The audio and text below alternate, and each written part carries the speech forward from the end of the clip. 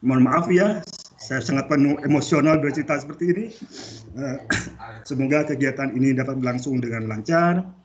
Manfaatnya akan senantiasa kita nikmati, bukan saat ini saja, tapi membentuk karakter kita yang menjadi seorang pemuda Muslim yang mempunyai azam kuat untuk bisa masuk surga. Kiranya begitu. Saya ucapkan terima kasih juga kepada para narasumber yang telah hadir di mengisi kegiatan Rohis ini. Insya Allah adik-adik Mahformasi akan senantiasa ikhlas mengikutinya dan mengambil manfaat yang sebesar-besarnya. Kiranya begitu pengantar dari saya. Terima kasih. Wabillahi taufiq wal hidayah. Wassalamualaikum warahmatullahi wabarakatuh. Waalaikumsalam warahmatullahi wabarakatuh. Terima kasih atas sambutannya. Terima kasih Pak Anam, terima kasih Kak Hega dan Kak Erinda atas sambutannya. Oke, selanjutnya kita langsung aja ya masuk ke materi yang pertama, yaitu komitmen seorang muslim oleh Ustadz Solihin Abu Izzuddin yang akan dimoderatori oleh Kak Iza. Untuk Kak Iza, waktu dan layar saya persilakan. Saya izin pamit dulu ya, karena ada acara keluarga. Baik, Pak Anam, terima kasih. Pak Anam sudah menyempatkan hadir. Waalaikumsalam. Baik, terima kasih Mayelin dan Dia atas kesempatan dan waktunya. Perkenalkan, saya Izatul Isnayaini yang akan memoderatori materi pertama, yaitu komitmen seorang Muslim di acara TR1 Farmasi 2021. Silahkan PDD bisa share screen CV pembicara.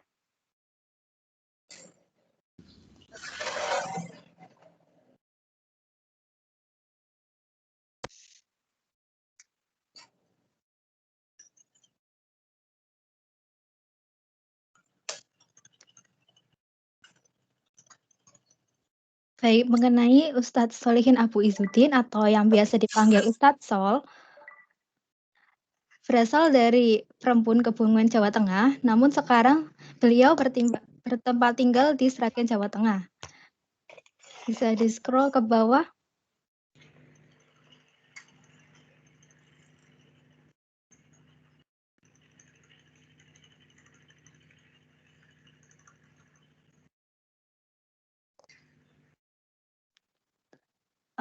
Mengenai aktivitas beliau, yaitu telah menulis 52 buku yang sebagian besar merupakan bestseller, dan beliau merupakan dosen karakter building. Jadi cocok sekali ya untuk materi kita, yaitu komitmen seorang Muslim. Lalu beliau juga merupakan pembina dari JSIT Kabupaten Sragen, Ketua Pembina Yayasan Peduli Pendidikan Cerdas Tanpa Batas, konsultan spiritual problem solving di berbagai instansi, yayasan, dan perusahaan. Baik, kenapa berlama-lama? Semua sudah siap ya untuk materi pertama pada pagi hari ini. Silahkan PDD untuk share screen materi.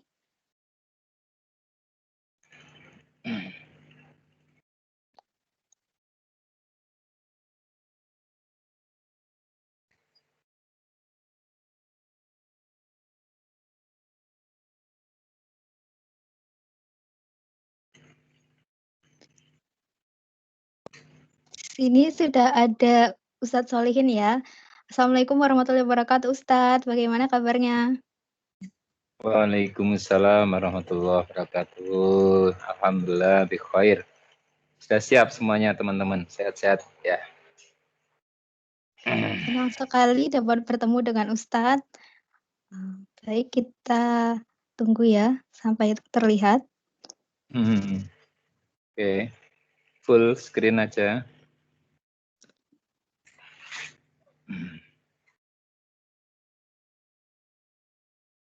Oke ya, kita mulai boleh?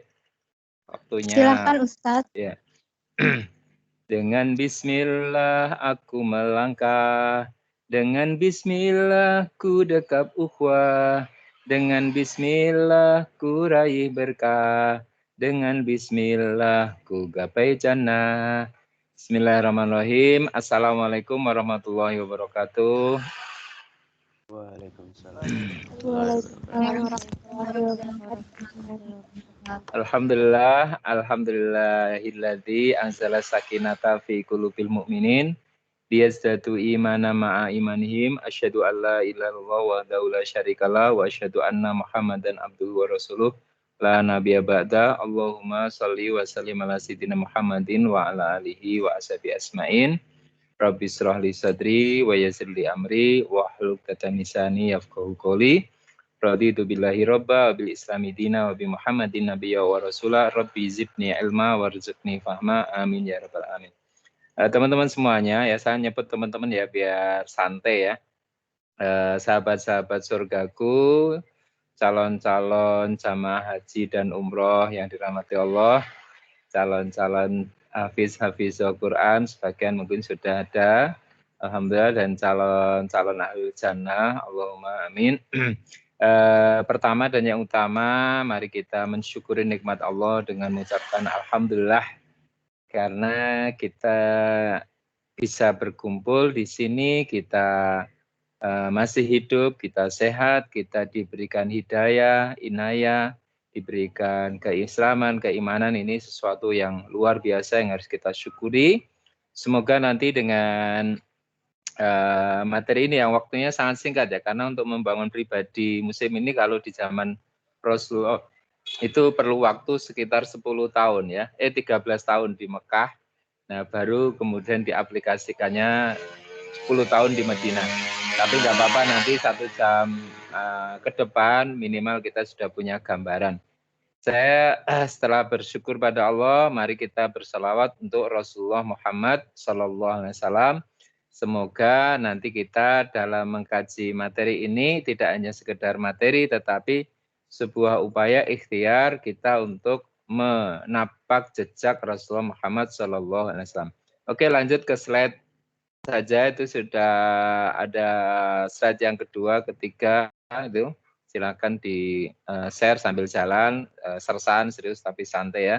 Jadi nanti semoga target dari kita membahas komitmen muslim dalam membangun kepribadian Islam adalah bagaimana Islam yang kita kenali, yang kita pahami, yang kita maknai tidak hanya sekedar teori tapi betul-betul diaplikasikan. Ini profil saya ya, ingin mengajak teman-teman semuanya agar sekecil apapun yang kita kenali tentang Islam coba untuk kita amalkan itu ya. Selanjut aja, itu kalau dibuka nanti kelamaan ya. Slide berikutnya, bagaimana setiap muslim itu dengan nanti keislamannya dia bervisi dan berorientasi untuk berkarya. Nih, jadi target materi kita hari ini adalah bagaimana menginspirasi tanpa menggurui. Jadi nanti teman-teman belajar bersama mengenal Islam, kita merasa terinspirasi dan tidak merasa digurui. Saya juga harapannya dalam menuliskan buku-buku itu bisa menginspirasi teman-teman. Itu ada nomor WA-nya nanti kalau bagi yang mau pesan lewat panitia atau langsung ke nomor tersebut. Buku-buku yang saya bangun, yang saya tulis, yang saya karang itu untuk membangun konstruksi berpikir seorang muslim. Jadi mulai dari Zero to Hero, The Way to Win, Happy Ending Full Barokah itu sebagian dari 52 judul, karena kalau saya tampilkan semuanya juga nggak layak, artinya nggak pantas ditampilkan semuanya ya. Waktu tempatnya sih kata gitu. Sebagian itu mewakili. Nah, ada 3 langkah komitmen seorang muslim yang nanti semoga bisa kita jadikan sebagai frame atau konstruksi berpikir. 1, muhasabah ya, nanti materi ini untuk muhasabah. Yang kedua mujahadah, yang ketiga husnul khotimah ya. Jadi target kita setelah mendapatkan materi ini, 1, kita muhasabah sejauh mana komitmen kita, keislaman kita. Setelah itu kita mujahadah sejauh mana kesungguhan kita untuk membangun komitmen itu. Dan yang ketiga, bagaimana kita kemusliman kita berakhir dengan husnul khotimah, ya ayyuhalladzina amanu taqullaha haqqa tuqatih wala tamutunna illa wa antum muslimun. Itu jadi komitmen muslim itu sebenarnya ayatnya itu.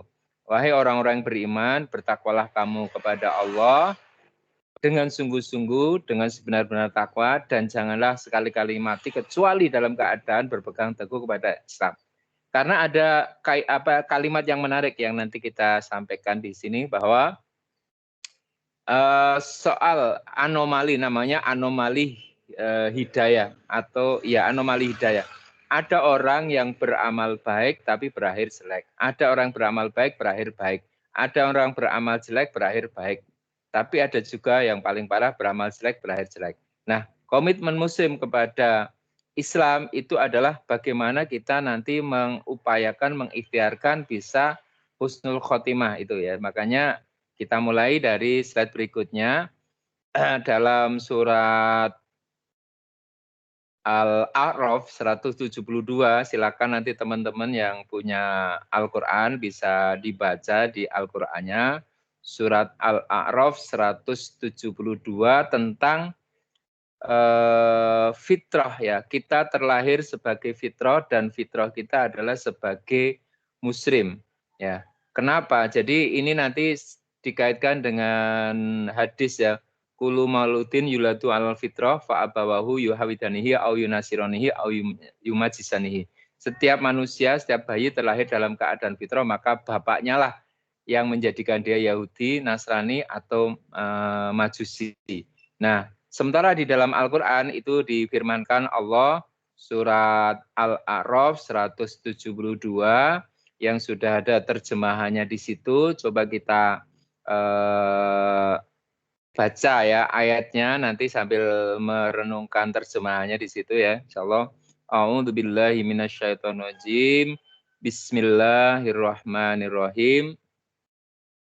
Ya. Kita resapi maknanya. Surat Al-A'raf 172 ya. Wa'id akhadha rabbuka min bani adama min tuhurihim zurriyatahum wa ashhadahum ala anfusihim alastu birabbikum qalu bala syahidna an taqulu yaumal qiyamati inna kunna an hadza ghafilin. Dan ingatlah ketika Tuhan mengeluarkan keturunan anak-anak Adam dari sulbi mereka dan Allah mengambil kesaksian terhadap jiwa mereka seraya berfirman, bukankah aku ini Robmu, bukankah aku ini Tuhanmu? Mereka menjawab, benar, engkau Tuhan kami menjadi saksi. Lalu Allah berfirman, kami lakukan yang demikian itu agar di hari kiamat kamu tidak mengatakan sesungguhnya kami Bani Adam termasuk orang-orang yang lengah terhadap ini. Nah, teman-teman sekalian, ini jawaban tuntas bahwa setiap manusia, setiap bayi itu terlahir dalam keadaan fitrah sebagai muslim. Maka nanti komitmen ini, tema materi ini sebenarnya ingin mengembalikan kepada fitrahnya. Lah tapi bagaimana Pak kalau ada orang memilih agama selain Islam? Ya silakan, itu pilihan karena nanti setelah ayat ini kita akan masuk pada ayat yang kedua. La ikraha fiddin qad tabayyana rusydu minal ghayyi. Fama yakfur bitaghut wa yu'min billah faqad istamsaka bil urwatil wuthqa. Jadi setelah orang lahir ke dunia dalam keadaan Islam, dalam keadaan fitrah, dalam keadaan muslim, dalam keadaan mukmin, lalu di dalam dunia ini orang akan dihadapkan pada tantangan, realitas, hambatan, ancaman, gangguan dan sebagainya, rayuan, godaan. Akhirnya iman itu mengalami naik turun. Nah, saat itulah ada semacam ya pilihan ya. La ikraha fiddin. Tidak ada paksaan untuk memasuki agama Islam bagi yang sempat keluar dan tidak ada paksaan untuk terus berada dalam Islam ya. Artinya ini bagi yang di luar tidak ada paksaan kalau sudah keluar dari Islam. Nah, nanti kalau sudah Islam, sudah menyatakan keislamannya, lah itu baru ada komitmen berikutnya. Jadi kita lihat di slide berikutnya. La ikraha fiddin qad tabayyana rusydu minal ghayyi. Fama yakfur bitaghut wa yu'min billah faqad istamsaka bil urwatil wuthqa la infisama laha wallahu samiun alim. Itu terjemahnya tidak ada paksaan untuk memasuki agama Islam. Sesungguhnya telah jelas jalan yang benar daripada jalan yang sesat. Karena itu barang siapa yang ingkar kepada tagut dan beriman kepada Allah, maka sesungguhnya ia telah berpegang teguh pada tali buhul yang amat kuat dan tidak akan putus. Dan Allah Maha mendengar lagi Maha mengetahui. Jadi begini teman-teman sekalian, kita digambarkan Islam itu seperti rumah, ya. orang tidak dipaksa masuk rumah. Jadi kalau orang tertarik, wah ini rumah bagus, enak, keren, kemudian saya tak masuk. Nah, tidak ada paksaan untuk masuk. Lihat-lihat dulu boleh. Kalau waktu saya berdakwah di Australia itu orang karena di sana tidak bisa menyebarkan dakwah seperti di Indonesia, tidak bisa menyampaikan dakwah secara terbuka. Yang bisa adalah ketika kita hari Jumat, ketika kita Ramadan, kita open house atau open, ya kita silakan orang-orang lihat, orang Jumatan, lalu mereka tanya, ini acara apa? Oh ini acara sholat Jumat. Sholat itu apa? Lah akhirnya kita baru bisa menjelaskan. Lah sama, orang nanti di luar Islam tidak dipaksa untuk masuk Islam. Makanya ini Islam agama paling toleran, agama yang paling Bhinneka Tunggal Ika, agama yang paling bisa menghargai semua potensi yang ada. Nah, itu ya, jadi konsepnya sehingga ketika kami berdakwah di Australia, ketika kami berdakwah di katakanlah juga di Taiwan, di tempat-tempat lain, itu orang ya tidak dipaksa untuk masuk. Tetapi begitu mereka tanya, kita jelaskan, lalu tertarik, sudah yakin, mantap, nah, kemudian baru bersyahadat. Nah gitu ya, jadi penjelasan ini supaya kita tidak rancu bahwa Islam itu agama yang memaksa, agama yang intoleran, agama yang radikal, agama yang fundamentalis. Sama sekali tidak. Islam itu agama yang sangat-sangat welcome. Mau silakan, tidak mengapa. Oke ya, lanjut ke ayat berikutnya. Nah, di ayat berikutnya atau di slide berikutnya kita baru melihat jelas. Nah, setelah orang masuk Islam, ini tugasnya monggo, orang harus diyakinkan inna dina indallahil Islam. Wa may yabtaghi ghairal Islam fala yuqbala minhu. Jadi sesungguhnya agama yang diridhoi oleh Allah di sisi Allah hanyalah Islam. Itu bagi orang yang sudah muslim ya. Jadi harus yakin, karena kalau Islam orang tidak yakin dengan Islamnya, dia nggak mungkin nanti memperjuangkan. Orang nggak yakin sholat itu dapat pahala, nggak mengamalkan. Orang nggak yakin kalau baca Quran dapat pahala, bisa memberikan syafaat kepada dirinya, keluarganya. Itu kalau nggak yakin ya nggak mengamalkan. Ngapain? Nah makanya proses setelah orang masuk Islam itu diyakinkan, difahamkan tentang Islam supaya dia berkomitmen. Barang siapa mencari agama selain agama Islam, maka sekali lagi tidak akan diterima agama itu daripadanya dan dia di akhirat termasuk orang yang merugi. Jadi itu ya, proses komitmen itu dibangun secara bertahap, yakni dimulai dari tidak ada paksaan, kemudian dijelaskan, oh Islam itu seperti ini, ada rukun Islam, ada rukun iman, ada sebagainya, ada amal-amal yang nanti ada pahala. Lu pahala nggak kelihatan? Ya kalau kelihatan dikumpulkan semua kita nggak ada tempat. Misalnya 2 rakaat sebelum subuh lebih baik daripada dunia dan seisinya, mana tempatnya? Nggak ada tempatnya. Maka pahala itu disifatkan atau sifatnya goib. Lanjut ya, di slide berikutnya biar cepat. Setelah orang berada di dalam Islam, Allah memerintahkan, ya ayyuhalladzina amanu dkhulu fis-silmi kafah wala tattabi'u khutuwati syaiton innahu lakum aduwwum mubin. Wahai orang-orang beriman, jika kamu sudah masuk Islam, masuklah ke dalam Islam secara kafah, secara keseluruhan, dan janganlah kamu ikuti langkah-langkah setan. Sungguhnya setan itu musuh yang nyata bagimu. Ya, itu ya. Jadi komitmen ini diperlukan, dibutuhkan agar kita on the track. Nah, teman-teman ahli farmasi insya Allah, kalau orang supaya dikatakan sebagai ahli farmasi, ya dia harus tahu ilmu tentang ahli farmasi, harus totalitas, harus all out.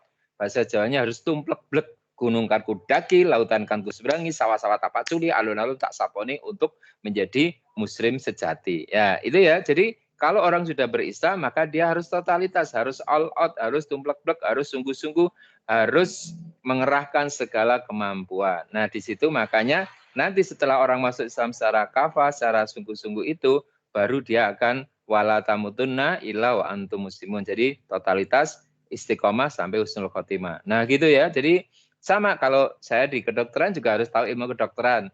Saya di misalnya orang di pertanian juga harus tahu, orang disebut dokter, disebut guru kalau dia menguasai ilmunya. Nah sekarang proses menuju komitmen adalah, supaya lanjut ayat berikutnya, manusia adalah makhluk yang paling sempurna dan mulia dibandingkan dengan makhluk yang lain. Supaya kita itu istilahnya mantep, supaya kita itu bangga, supaya kita menghargai diri kita. Karena gini, kita itu orang nggak punya komitmen kalau dia nggak tahu dirinya. nggak mengenal dirinya. Kan ada nasihat dari Sayyidina Ali, man arafa nafsahu faqad arafa rabbahu. Siapa yang mengenal dirinya, dia akan mengenal Tuhannya. Nah, sama di ayat ini, walaqad karabna bani adama wa hamalnahum fil barri wal bahri wa razaqnahum minat thayyibati wa faddalnahum ala katsirin mimman khalaqna tafdila. Dan sesungguhnya telah kami muliakan anak-anak Adam, kami angkut mereka di daratan dan di lautan. Kami beri mereka rezeki dari yang baik-baik, dan kami lebihkan mereka dengan kelebihan yang sempurna atas kebanyakan makhluk yang telah kami ciptakan. Nah, orang mau berkomitmen kalau dia merasa ada kemuliaan, merasa ada harga diri. Oh, saya akan menjaga akhlak mulia.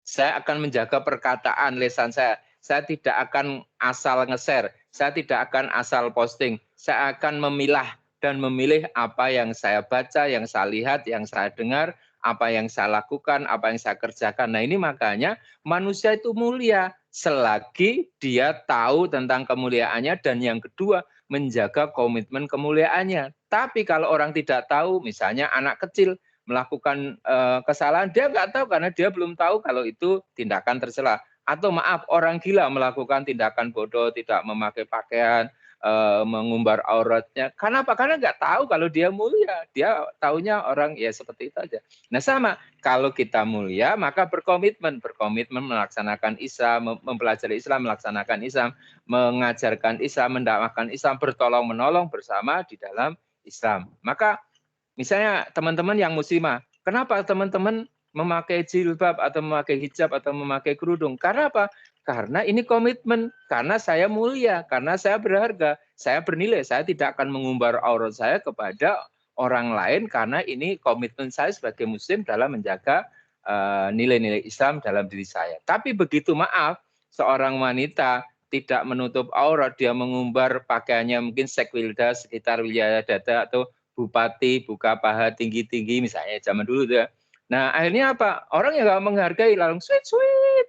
Ih, berapa nih? 5, 6, 7. Wah, berapa ini? Ayo diobral. Nah, tapi kalau seorang muslimah yang menjaga dirinya, menutup auratnya, maka akan dihargai karena dia menghargai dirinya. Nah, maka kita tidak perlu meminta orang lain menghargai diri kita, tapi mulailah dengan diri kita menghargai diri kita, yang disebut sebagai komitmen tersebut. Oke ya, lanjut. Nah, sekarang komitmen hidup seorang muslim itu tadi ada 3 langkah ya. 1 muhasabah, mujahadah, husnul khotimah. Sekarang proses menuju komitmen itu pertama menyadari kita sebagai ahsanut taqwim. Surat At-Tin, laqad khalaqnal insana fi ahsani taqwim, supaya kita bisa survive selama kita masih hidup di dunia, berarti kita dijamin rezekinya oleh Allah. Yang kedua, komitmen yang kedua adalah waman ahsanu qawla mimman da'a ilallah wa amila sholihan faqala innani minal muslimin. Jadi setelah orang yakin dengan dia sebagai makhluk yang baik, Allahumma kama hasanta khalqi fahasin khuluqi, maka yang kedua ahsanu qawlan, kata-katanya juga baik. Misalnya teman-teman, mohon maaf ya, mungkin teman-teman laki-laki perempuan mau nikah ya. Mau nikah ini sedang ta'aruf, yang laki-laki sudah naksir banget, sudah mantep banget, tapi begitu ta'aruf, misalnya ini pernah terjadi karena sang perempuan ternyata yang laki-laki orang Solo misalnya, sang perempuan ternyata orang Tegal, orang Brebes, orang Banyumas, orang Kebumen, Cilacap ya. Lalu ngomongnya ngapak-ngapak. Wah, ternyata dia ngomongnya ngapak-ngapak kuwi. Lu kok bicaranya seperti itu? Kemudian ilfil, nggak jadi. Itu hanya sekedar dialek. Kadang-kadang orang nggak tertarik. Lah bagaimana kalau kita ngomongnya ngomongnya jelek, ngomongnya suka mencaci, menghina, mencela, apalagi kalau di media sosial teman-teman bisa mengenali sesama aktivis medsos itu dari perkataan di situ. Nah, kalau kata-katanya suka mencaci, menghina, membuli, mencela, memaki, melaknat, nauzubillah, itu ternyata bukan orang sukses karena dia tidak mampu berkata baik di dirinya, karena orang berkata jelek pada orang lain sebenarnya dia sedang menghina dirinya. Ini makanya orang sukses adalah orang yang selalu menjaga perkataannya, ahsanu qaulan. Nah, setelah itu ahsanu amalan, yakni menjaga komitmennya dalam bentuk amal, yakni kalau dalam iman itu al imanu tasdiqu bil qalbi wa iqraru bil lisan wa amalu bil arkan. Iman itu meyakini dalam hati, mengucapkan dengan lisan, dan mengamalkan dalam perbuatan. Lah orang kalau ingin hidupnya signifikan, maka dia harus mengamalkan Islamnya itu secara benar. Oke ya, supaya nanti menjadi orang yang khairun nas anfa'um linnas. Lanjut ya. Nah sekarang bagaimana komitmen membentuk muslim sejati di slide berikutnya. Ada 6 ruang lingkup ya, sebenarnya banyak, tapi saya membatasi 6. 1, komitmen pertama, saya harus mengislamkan akidah saya. Monggo di slide berikutnya. Bagaimana membangun komitmen seorang muslim? 1, saya harus mengislamkan akidah saya. Maksudnya apa? Ya saya harus mengenali bagaimana akidah seorang muslim. Saya harus tahu bagaimana rukun iman, bagaimana mengamalkannya. Yang kedua, saya harus mengislamkan ibadah saya. Nah, jadi teman-teman, ini mohon maaf ya, saya pernah ada sebuah diskusi atau sebuah literasi, ada orang sudah menikah, ibu-ibu ini sudah anaknya 5, tapi ternyata belum tahu cara mandi besar atau mandi wajib atau mandi junub. Wah, gimana ini? Nah, berarti selama ini gimana ibadahnya? Atau ada sudah mahasiswa, mahasiswi, muslim, muslimah, ternyata tidak tahu caranya berwudu, tidak tahu caranya toharo, tidak tahu caranya mandi besar, tidak tahu caranya tayamum, itu bahaya. Nah ini makanya nanti ini materi ini tidak bisa menerangkan semuanya, tapi yang kedua ini saya harus mengislamkan ibadah saya. Nah, dalam sebuah nasihat sebelum jauh-jauh mencari solusi, perbaiki dulu ibadah kita, salat kita. Yang ketiga, saya harus mengislamkan akhlak saya. Mulai dari akhlak kepada Allah, kepada Rasulnya, kepada Al-Quran, akhlak kepada sesama muslim, sesama mukmin, akhlak kepada tetangga, akhlak kepada orang tua, birrul walidain, kepada guru, kepada sahabat, kepada anak kecil, kepada orang lebih besar, kepada non-muslim, itu semuanya harus mulai kita kenali. Jadi ini baru frame ya, baru frame, tidak bisa saya sampaikan semuanya. Jadi mengislamkan akhlak. Yang ketiga, saya harus mengislamkan rumah tangga saya. Jadi nanti ketika teman-teman sudah siap, sudah saatnya tiba, sudah siap untuk membangun mahligai rumah tangga, maka saya harus mengislamkan rumah tangga saya. Bagaimana? Ya mulai menjadi muslim yang baik, orang yang soleh dan solihah, kemudian siap membangun membangun rumah tangga dengan pasangan yang sesuai, lalu di situ nanti berkomitmen, saling asah, saling asuh, saling membangun sakinah, mawaddah, warahmah bersama-sama nanti mewujudkan nilai-nilai yang diyakini. Oke ya, jadi itu saya harus mengislamkan rumah tangga saya. Yang kelima, silakan diklik, saya harus mengislamkan hawa nafsu saya. Jadi orang yang sudah berislam, orang yang sudah berada di dalam agamanya, ini juga harus berkomitmen mengalahkan hawa nafsunya. Jadi maksudnya apa? Bisa menahan diri. Di dalam Al-Quran dikatakan qad aflahal mu'minun alladzina hum fi salatihim khosyi'un walladzina hum anil lagwi muridun. Sungguh beruntunglah orang yang beriman, siapa yang khusyuk dalam salatnya dan terhadap perkara yang sia-sia dia menjauhinya. Jadi ini teman-teman sekalian, kita harus mampu menjaga diri, menahan hawa nafsu. Kalau dalam dunia media sosial, ketika kita dapat informasi, pertama dicek benar enggak. Ketika kita mau nge-share ya, saring sebelum sharing, itu ada istilah seperti itu. Pertama, benar enggak ini informasinya. Yang kedua, penting enggak. Yang ketiga, manfaat enggak. Nah setelah ini benar, dicek sahih. Yang kedua penting, oh ini informasi sangat penting. Dan yang ketiga, oh ini bermanfaat, silakan baru disampaikan. Nah sebatas yang perlu disampaikan. Ada kaidah gini, kaidahnya laisa kullama yurofu yuqalu, tidak semua yang kita ketahui kita share, kita sampaikan, kita ucapkan. Oke ya.